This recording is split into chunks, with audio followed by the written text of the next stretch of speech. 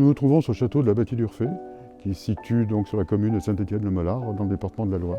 C'est un château emblématique du Forêt, c'est un château Renaissance, qui a été construit donc, au XVIe siècle par Claude d'Urfé. Il a eu après une vie un peu compliquée. Le château était utilisé à un moment donné comme laverie. Et cette rampe sur laquelle nous sommes a été modifiée donc, à cette occasion-là. Il y a eu pas mal d'allers-retours avec les services donc, de l'État, mais aussi avec des historiens, pour essayer de savoir comment a été faite cette rampe avant la rampe en brique du XIXe siècle.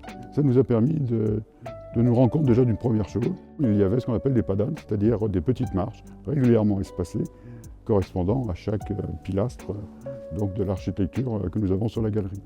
Et alors d'où vient ce motif en chevron, qui est assez élaboré? Lors des travaux de reprise des murs de clôture du jardin, de la remise en état du bief, ont été retrouvés des éléments en briques ayant ce même motif, ce qui fait qu'on a pu faire des briques à l'identique de celles qui existaient sur le site. Donc déjà, on commençait à avoir une idée assez précise de la façon dont c'était agencé.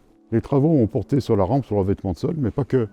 C'est-à-dire qu'une partie des enduits ont été refaites sur toute la face externe de la rampe.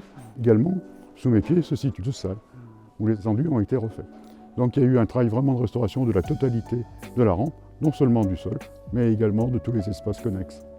Le motif qui a été retenu par l'architecte, c'est un motif, une pose à chevron, avec la mise en place de 5 compartiments délimités par de la pierre de taille en grès houillé. C'est une pierre locale. Elle est assez résistante et elle se travaille très bien.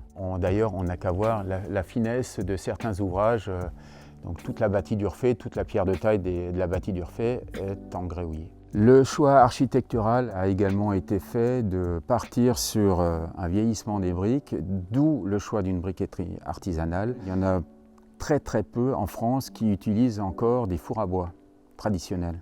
Vous vous apercevez qu'elles ne sont ni régulières en longueur et ni régulières au niveau de l'aspect. À savoir que les briques après séchage sont empilées dans un four de façon verticale, avec le combustible qui se situe en partie basse. Donc évidemment, les briques en partie basse sont soumises à plus de chaleur que celles en partie supérieure. Comme elles sortent du four, elles sont très sèches. Donc la première des étapes, c'est de les humidifier pour éviter d'avoir des soucis de dessèchement des mortiers à la chaux. La pose se fait par maillet sur mortier de chaux, de façon traditionnelle. Une fois les briques posées, nous allons donc remplir ces joints creux avec du mortier à sec, qu'on humidifie pour être certain que le mortier aille bien au fond des joints. Le joint final sera mis en place selon les prescriptions de l'architecte, à savoir un mortier de chaux avec une intégration de tuileaux de briques. Ce chantier présente un vrai intérêt patrimonial. Déjà par la spécificité de l'ouvrage, une rampe d'honneur en terre cuite posée à chevron et à padane.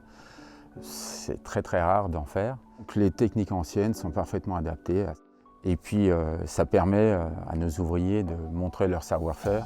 On prend le temps de fignoler chaque détail pour être certain du résultat final.